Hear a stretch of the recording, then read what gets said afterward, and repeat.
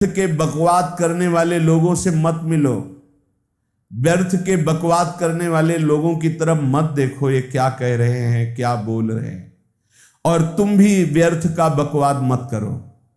अपने समय को कीमती मान करके निरंतर प्रिया प्रीतम का नाम जप करो, उनकी गुण लीला गाओ, उनकी सेवा में रहो। कभी प्रपंच की बातें, कभी प्रतिष्ठा का चिंतन, कभी नाना प्रकार के मान सम्मान का चिंतन, ये घुसने ना पावे हृदय में। बहुत सावधान रहना चाहिए साधक को। ऐसी बातें देखो मत, ऐसी बातें सुनो मत जिससे तुम्हारा हृदय उद्विग्न होकर प्रभु का चिंतन छोड़ दे। बंद करो। अभी अन्य लोगों के संग का त्याग कर दो, जो भगवत विमुख वार्ता करते हैं, संत निंदा करते हैं, दूसरों की निंदा करते हैं। कुछ हाथ नहीं लगता, ये लोग दुर्गति को प्राप्त होने वाले हैं। भक्तन निंदा अति बुरी भूल करे जिन कोय, किए सुकृत बहु जन्म के छिन में दारे खोए।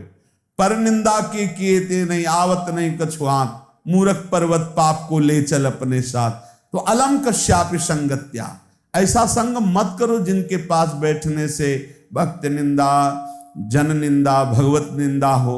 ऐसे से दूर रहो। अलम, बंद कर दो ऐसे लोगों का संग।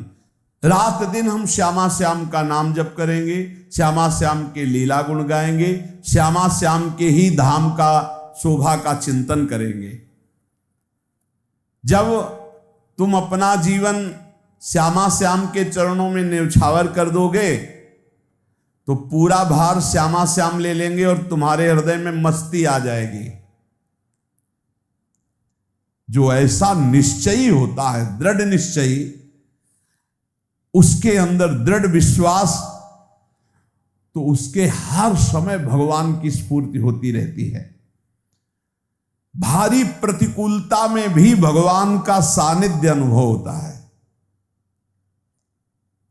वो अनुकूलता में तो भगवान के दुलार को देखता है, लेकिन प्रतिकूलता में भगवान की विशेष कृपा को देखता है। ये संयोग, ये वियोग, संसार की ये द्वंद्वमयी वृत्तियां भक्तों के हृदय में नहीं चुभती। आए की हुज्जत नहीं, गए की तलाश नहीं, क्योंकि नित्य संयोग भगवत स्मृति के प्रभाव से प्रभु का रहता है। शोक, विषाद बहुत ध्यान देने योग्य विषय है। तभी लोगों को ऐसा लगता है कि ऐसा कैसे हो सकता है। भक्त के चरित्रों को जब सुनते तो लगता है ऐसा कैसे हो सकता है, ऐसी परिस्थिति में भी ऐसा कैसे हो सकता है। क्योंकि तुम मानसिक बुद्धि से युक्त हो और वो भागवतिक स्थिति से युक्त है, इसलिए तुम उसको पार पा ही नहीं सकते। जब तुम अपना जीवन श्यामा श्याम के चरणों में समर्पित कर देते हो हृदय से, फिर उनकी कृपा से सब विघ्न दूर हो जाते, एक अपार मस्ती रहती है।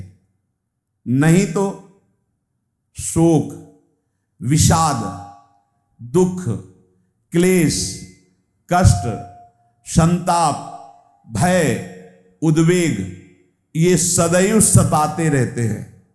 इसी से डिप्रेशन होता है। बार बार नकारात्मक चिंतन, शोक, विषाद, दुख, चिंता, क्लेश, संताप, भय, उद्वेग, यही पूरे मानसिक स्तर को नष्ट कर देते हैं। उत्साहहीन जीवन हो जाता है।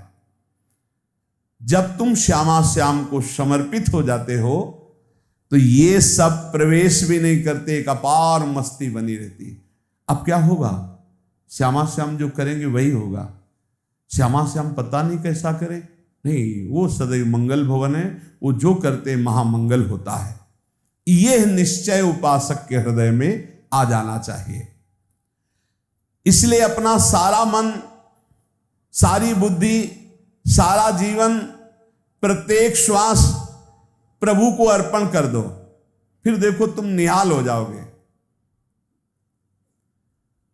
दुख, शोक, विषाद, क्लेश, कष्ट, संताप, भय, उद्वेग, ये उसी को व्यापते हैं जिसने अपने जीवन को प्रभु के चरणों में अर्पित नहीं किया।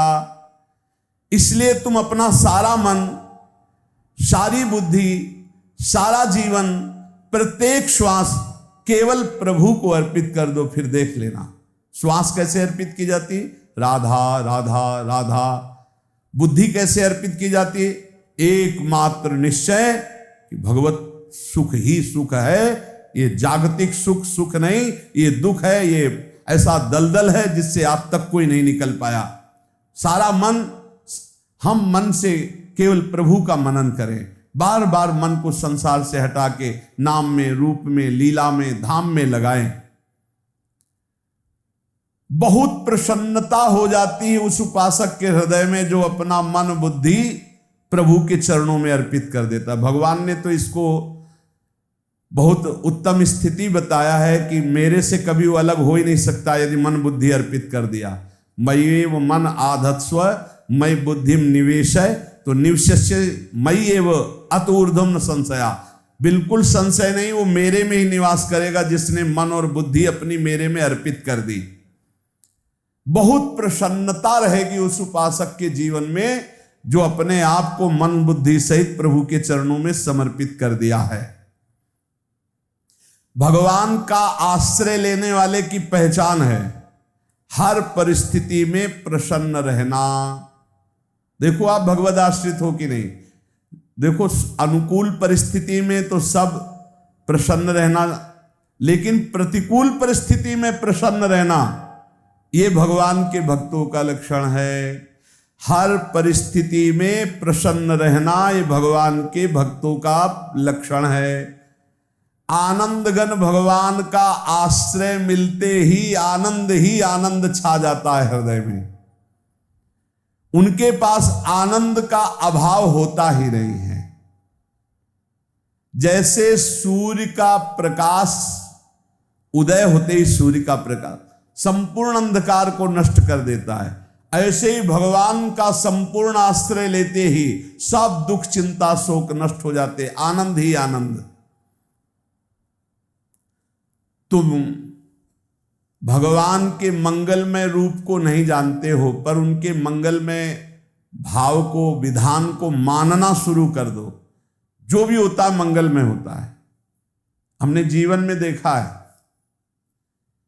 अगर इधर कोई बहुत बड़ा सुख दिया तो देर नहीं लगेगी, 24 घंटे नहीं व्यतीत होंगे और ऐसे दुख दे देंगे, जिससे दोनों का समान भाव रख करके ना दुख में तुम भूलो प्रभु को, ना सुख में फूलो, सीधे भगवत मार्ग में चल। पूरे जीवन की बात देखा है, भगवान के मंगल विधान में सदा सर्वदा सुख ही सुख है, इस बात को मान के प्रसन्न हो जाओ।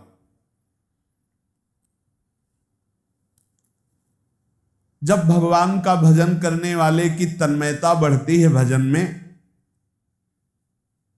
तो द्वेषी जन अपने आप तैयार हो जाते हैं। भक्त कभी किसी से द्वेष नहीं करता, अपने आप वो द्रोह करने लगते। तो नरसिंह मेहता जी से बहुत गांव के कई लोग थे जो जलते थे, ऐसे जलते थे कि अब क्या करें, कैसे मिटा दे नरसिंह मेहता जी को। अब उपाय तो मिल नहीं रहा था। तो एक दिन संतों की मंडली आई और उन्होंने कहा कि हम रास्ते में कोई चोर आदि धन ना ले ले, इसलिए यहां से किसी की हुंडी चलती है क्या द्वारिका में? पहले ऐसा था। बोले हाँ हमारे यहां बहुत बड़े सेठ हैं नरसिंह मेहता जी, पर आप कहोगे वो मना कर देंगे। कई बार कहोगे, अगर वो स्वीकार कर ले तो वहां। और उनका लक्ष्य था कि नरसिंह मेहता जी की तो खाने की भी सुविधा नहीं थी, हुंडी कहाँ की बात आई। उनका था कि जब वो ना कहेंगे तो संतजन नाराज हो जाएंगे, अगर हाँ कह दिया तो वहां हुंडी चुकेगी नहीं, तो संतजन अपने आप इनको शाप दे देंगे, अपराध बन जाएगा, ये नष्ट हो जाएंगे। संतों को भेजा नरसिंह मेहता जी ने, सबकी दंडवत की, चरण पखाड़े। तो उनका ये इतना रुपया है, द्वारिका में साधु सेवा हम करेंगे, वहां तुम्हारी हुंडी चलती है, तो आप अरे उनका आप कहाँ भूल रहे हो, यहाँ खाने की भी व्यवस्था नहीं। बोले हमें सब पहले से बता दिया गया कि आप मना करोगे, बार बार मना मत करो, हमें पता है। तो उन्होंने ठाकुर जी की तरफ देखा, बोले क्या लीला है प्रभु, संतों से हम क्या कहें, ये ले रुपये। उस समय स्वर्ण की मोहरें चलती थी, बेच के बाजार से खूब उन संतों को पवाया, उन्हीं संतों की सेवा की। और उनका अपने सेठ का नाम तो बताओ जहां हमें जाके हुंडी मिलेगी। सेठ